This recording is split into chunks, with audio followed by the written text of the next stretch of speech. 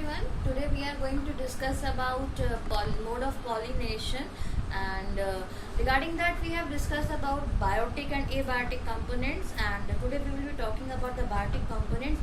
Means there is some living creature which is going to help in the process of pollination. Let's see how. This is what is known as entomophily. Entomophily means basically insect pollination.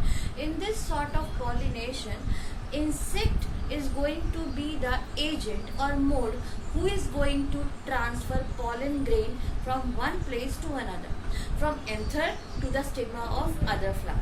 So they are going to be the agent or mode through which pollination is going to happen. So now we are going to talk about the types of insects which we are going to help during this process. So types of insects, when we are talking about, then we are having variety of insects like moth, flies, bees, beetles. These are the basically insects which are going to help in the process of pollination. So among this category, the beetles are the agents which are going to specially help in angiospermic plants for this pollination purpose. And another thing is that what are the adaptation, means what are the characteristic features which are there in insect pollinated flower.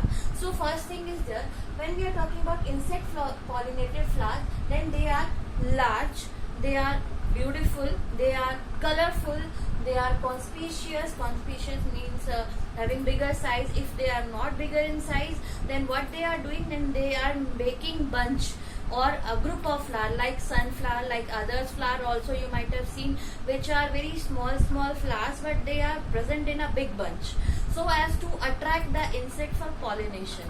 And they are brightly colored, they are very showy in appearance, and other things are there then they are showy in appearance, but they all are not having good fragrance. Some are having very bad sort of smell or odor, and others are having very nice pleasant smell. Among this, Rafflesia you might have seen, the biggest known flower. That is also basically insect pollinated flower.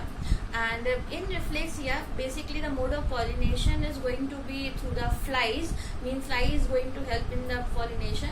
And one characteristic is there ki why flies are getting attracted toward the flower which is very bad smelly or odorful.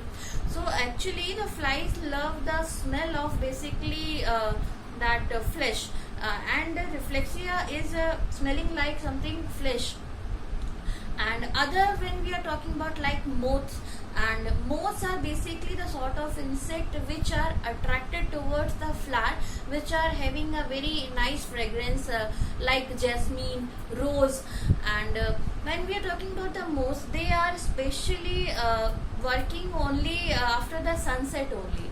During day they are not going to pollinate the flowers, and during night or during after that sunset, that moth are going to do the process of pollination. So they are basically attracted towards the flowers which are having a pleasant smell. And other things, when we are talking about the types of insect and how they are doing this pollination. So among this moth is basically the type of insect which is basically attracted towards the flower which is white in color.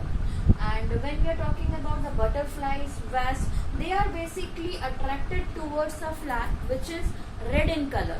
And when we are talking about the bees, and bees are basically color blind for red, and they are using this UV radiation devices for this process.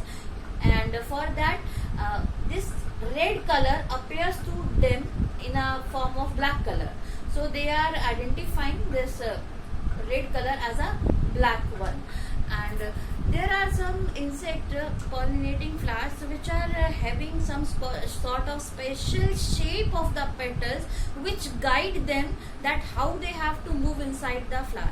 So there are some examples like salvia, and that I'll tell you later on with diagram.